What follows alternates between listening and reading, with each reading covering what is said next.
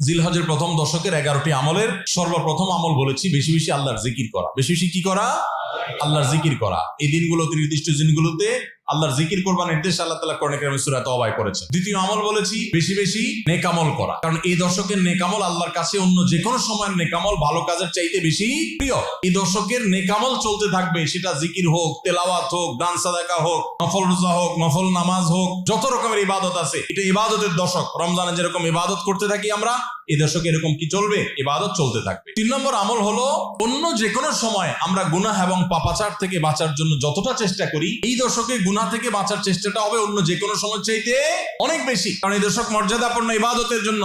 সেখানে গুনাহ করলে তার দায় এবং তার প্রায়শ্চিত্ত এরকম ভয়াবহ হবে। এই জন্য এই দশকে গুনাহ থেকে বিশেষভাবে বেঁচে থাকার চেষ্টা করা। 4 নম্বর আমল বলেছিলাম যাদের আল্লাহ সামর্থ্য দিয়েছেন তারা হজ করবেন। 5 নম্বর আমল বলেছিলাম যাদের আল্লাহ সামর্থ্য দিয়েছেন তারা কোরবানি করবেন। 6 নম্বর আমল বলেছিলাম যারা